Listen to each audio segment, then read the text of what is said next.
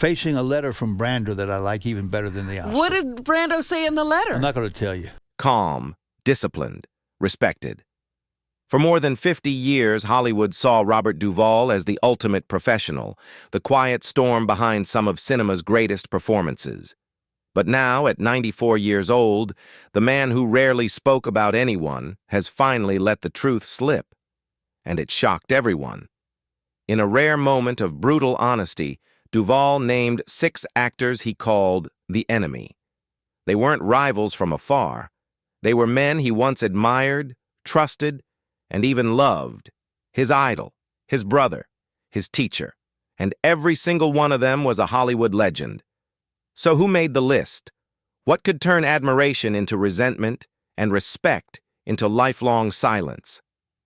This is Top 6 Actors Robert Duvall Hated the Most. Number 1, Francis Ford Coppola. In Hollywood, few creative partnerships burned as brightly or ended as bitterly as the one between Robert Duvall and Francis Ford Coppola. It all started in 1971, when Coppola was casting The Godfather. Surrounded by producers, he pointed at Duvall and said, "He's the Tom Hagen I've been looking for." That single line changed Duvall's life. Coppola didn't just give him a role, he gave him a legacy. Together they defined what authenticity looked like on screen. But years later, that same man would push him past his limits, and then, in Duvall's eyes, betray him. The cracks began on the set of Apocalypse Now, 1976 to 1979. Duvall collapsed from dehydration while filming the now iconic napalm sequence. His lips split, and his skin blistered from the heat. Coppola, obsessed with perfection, didn't flinch. "Do it again," he ordered. "The light isn't right." Duvall, ever the soldier, obeyed, vomiting blood between takes. The film went on to win the Palme d'Or, but Duvall's respect for Coppola never recovered. As he later told a friend, he stopped seeing actors as people. We were just props for his genius. By the late 80s, their professional tension had curdled into something colder. During pre-production for The Godfather Part 3, Duvall was offered $1 million for his return as Tom Hagen, while Al Pacino was promised 5 times that amount, plus profit participation. The numbers weren't just unequal. To Duvall, they were insulting. He walked out of the negotiations and never looked back. When reporters pressed him for details, Duvall didn't hold back. "I won't act in a film about family," he said, "if that family doesn't respect each other." It was a statement that landed like a thunderclap across Hollywood, a rebuke not just of the studio, but of Coppola himself. Coppola, blindsided by the public fallout, tried to make amends. He sent Duvall handwritten letters, apologized privately, and told Variety, "Bob's one of the finest actors I've ever known." I wish he'd come home, but Duvall stayed silent. When asked years later if they ever spoke again, he simply said, "No." Sometimes silence says enough. The rift never healed. They attended the same industry events, the same tributes to The Godfather, but never shared a word. Insiders who saw them at the 2011 Oscars reunion described it as 2 ghosts in the same room. Number 2, Al Pacino. To Robert Duvall, acting was never about fame or power. It was about principle. He came from the old school, discipline, respect, and fairness, which is why, when his longtime friend Al Pacino crossed a line, Duvall didn't argue. He walked away for good. In the 1970s, they were brothers in everything but blood. They shared an apartment in Beverly Glen, splitting rent, noodles, and dreams. Together, they became legends in The Godfather, Duvall the conscience, Pacino the fire. But when The Godfather Part 3 went into production, that brotherhood collapsed. Paramount's offer said it all. Pacino, $5 million plus profits. Duvall, $1 million flat. Duvall folded the papers, stood, and left. Hours later, Coppola received a fax. "I won't return just to be someone's backdrop." That line ended a 20-year friendship. When asked years later, Duvall said simply, You can't preach family on screen and forget it off screen. Pacino tried to keep the peace. Bob's a great actor, he said, but he never offered to bridge the gap. Duvall saw that silence as proof the bond was gone. When The Godfather Part 3 premiered without him, critics felt the loss. When Duvall left, wrote the Chicago Tribune, the saga lost its moral compass. At the 2011 Oscars reunion, the two men stood only feet apart. No handshake, no words, just history. Today there's no feud, only distance. Pacino still calls Duvall a giant. Duvall never says his name. What began as brotherhood ended in silence. Proof that in Hollywood, family is easy to play, but impossible to keep. Number 3, Stanley Kubrick. If there was one thing Robert Duvall could not stand, it was arrogance disguised as art. He believed acting was about truth, lived in, human, and raw. Directors were supposed to guide emotion, not suffocate it with ego or obsession. So when he spoke about Stanley Kubrick, he didn't mince words. At a 2010 Hollywood Reporter roundtable, Duvall stunned the entire panel when he said, "To me, the great Stanley Kubrick was an actor's enemy. I can point to movies he's done, the worst performances I've ever seen." The room froze. Ryan Gosling raised his eyebrows. Jeff Bridges tried to laugh it off. But Duvall wasn't joking. His tone was cool, his stare unwavering. What he felt wasn't petty rivalry. It was moral disgust. To Duvall, Kubrick's obsession with control was cruelty disguised as perfectionism. "How can he tell the difference between the first take and the 70th?" he once asked. "That's not directing. That's draining." Watching. The making of The Shining only deepened that conviction. He saw actress Shelley Duvall, no relation, swinging a baseball bat 127 times while Kubrick coldly ordered, "Do it again." To Duvall, that wasn't art. It was punishment. Their paths nearly crossed once. Kubrick had reached out to discuss a role in the Aryan Papers. Duvall flew to London for the meeting and left more disturbed than impressed. He talked for half an hour about lighting and lenses, Duvall recalled, but not once about emotion. The air in that room was colder than a morgue for Duvall. Kubrick represented everything wrong with modern filmmaking: intellect without empathy, mastery without mercy. Years later, when critics called Kubrick a genius, Duvall wouldn't join the chorus. In an interview with Esquire, he said simply, "He was a genius, yes, but a genius without a heart." That single sentence sent shockwaves through Hollywood. Directors whispered that Duvall had crossed a line, but he didn't care. "Someone had to say it," he told a friend. "You don't destroy people to make great movies." Kubrick, ever reclusive, never responded publicly. Those who knew him said he read Duvall's quote and shrugged. "Actors always want sympathy," he reportedly told a colleague. "They forget the film lasts longer than their feelings." That was the difference between them. Kubrick worshipped the frame, Duvall worshipped the soul. The feud never healed, not that it ever truly began.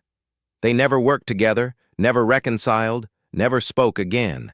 And when Kubrick died in 1999, Duvall didn't attend the memorial. He sent no flowers, only a line through his publicist. "We remember the work, not the warmth." Number 4, Marlon Brando. To Robert Duvall, acting was sacred, a craft built on discipline, truth, and restraint. So when he met Marlon Brando on the Godfather set in 1971, he expected to meet a master. Instead, he met the man who would destroy his idea of what real acting meant. Duvall had studied Brando's performances in On the Waterfront and A Streetcar Named Desire Like Holy Texts. But when Brando arrived 2 hours late, cigarette in hand, sunglasses on, assistants trailing, the illusion shattered. He refused rehearsals, demanded cue cards taped to walls, and improvised entire scenes.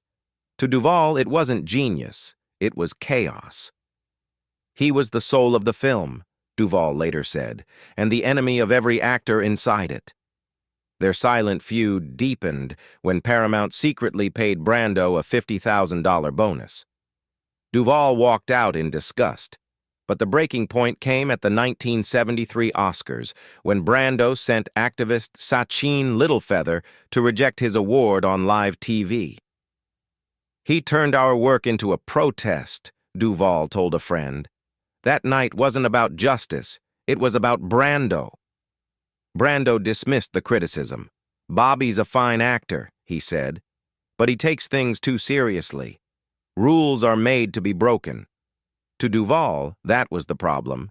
Brando had replaced art with ego. When Brando died in 2004, Duvall refused to attend the funeral, sending Coppola a note with 3 words, "Let it end." Even decades later, he never softened. "He was great once," Duvall said. "Then he started believing it." The man who inspired him became, in the end, everything he swore never to be. Proof that for Robert Duvall, brilliance without discipline was no genius at all. Number 5. Bruce Beresford. In Hollywood, some feuds burn fast and fade, others linger quietly, etched into legend. For Robert Duvall, his fallout with director Bruce Beresford was the latter, a wound sealed in silence but never healed. It began in 1983 on the set of Tender Mercies, the film that would finally earn Duvall his first and only Oscar. On paper, it should have been a perfect partnership. Beresford, the meticulous Australian filmmaker known for his quiet precision, and Duvall, the American craftsman whose performances felt carved from honesty. But on set, that chemistry turned combustible. Beresford demanded take after take, trying to fix what he called the rhythm of Duvall's performance. The actor snapped back, "A drunk man never speaks slowly." It wasn't ego, it was instinct. Duvall believed Beresford was polishing away the truth of a broken man. When the director refused to budge, Duvall took matters into his own hands. At dawn one morning, without permission, he secretly shot his character's church performance with a small crew. That stolen footage would later become the emotional centerpiece of the film. When Tender Mercies swept through awards season, tension turned to quiet hostility. Duvall won Best Actor at the 1984 Oscars. As he took the stage, he thanked the screenwriter, the crew, even the extras, but not the director. The pause was deliberate. The audience felt it. The next morning, the Hollywood Reporter headline read, "Duvall ignores Beresford at the Oscars." Asked about it later, Duvall didn't deny a thing.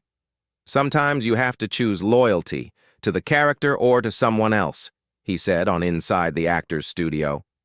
To him, Beresford had tried to direct the soul out of a man who was already shattered. Duvall saw it as his duty to protect that truth, even if it meant rebellion. Beresford's response, printed in the Sydney Morning Herald, was measured but pointed. "I respect him, but we can never work together again." He described Duvall as a brilliant actor, but difficult beyond reason. Privately, crew members said the two men never spoke after the shoot, not even on the press tour. The feud never ended. Duvall went on to write and direct The Apostle, a film he described pointedly as what happens when you let an actor follow the truth. Beresford continued his career quietly, but every time Tender Mercies was mentioned, critics remembered the silence, that missing thank you heard around the world. Today, the film remains a masterpiece, but the bond behind it is long gone. Duvall still calls it a story that belonged to me. Beresford, when asked about the experience years later, simply said, "It was a good film." But a painful one, number 6. Robert De Niro. Robert Duvall has never been the kind of man to shout. His contempt doesn't come in explosions. It comes in pauses, in the sharp silence between words. And when it came to Robert De Niro, that silence spoke louder than any argument ever could. Their tension began quietly after The Godfather Part 2. Both men were hailed as the new faces of serious acting. Both came from the same generation, the same school of discipline. But somewhere along the way, their philosophies split. Duvall built his characters through stillness, through quiet observation and emotional control. De Niro built his through transformation, shaving his head for Taxi Driver, gaining 60 pounds for Raging Bull, speaking in dialects, disappearing into obsession. Hollywood worshipped that level of commitment. Duvall didn't. "He's good at playing Italians," Duvall once said. "Very good." It sounded complimentary, until you realized the subtext. What he meant was that De Niro, for all his brilliance, had turned acting into a performance of surfaces, accents, costumes, and weight changes that, in Duvall's eyes, masked a hollow center. "The work isn't in the weight gain," he told a journalist later. "It's in the silence." For Duvall, acting was never about transformation. It was about truth. De Niro's method, he believed, confused endurance for depth. The more the industry praised De Niro's extremes, the more Duvall withdrew. He saw vanity where others saw genius. And when De Niro started appearing in comedies like Meet the Parents and Analyze This, Duvall reportedly muttered, "There's the mask cracking." De Niro, typically calm and measured, refused to retaliate. In public, he stayed diplomatic, telling one interviewer, "Bob's a serious actor." "We just have different energies," but insiders say the distance between them was permanent. They'd stand across a red carpet, exchange a nod, and move on. Two men linked by legacy, but divided by philosophy. The feud never exploded. It just froze in time. Duvall represents the old world, restraint, authenticity, discipline. De Niro represents transformation, immersion, excess. And though both are legends, Duvall never hid his belief that somewhere along the line, De Niro stopped serving the story and started serving the performance. They never reconciled. To this day, when Duvall speaks about actors who mistake noise for nuance, everyone in the room knows exactly who he means. Whether it was Marlon Brando's chaos, Francis Ford Coppola's betrayal, Al Pacino's ambition, Stanley Kubrick's cruelty, Bruce Beresford's control, or Robert De Niro's vanity, each name on his list represented, in Duvall's eyes, a different way the craft had lost its soul. But what do you think? Was Duvall defending the purity of his art? Or just unable to forgive those who didn't share his vision? Let us know in the comments below. And if you enjoyed this deep dive into Hollywood's most unexpected feuds, don't forget to like, subscribe, and turn on notifications for more stories in the future. Until next time.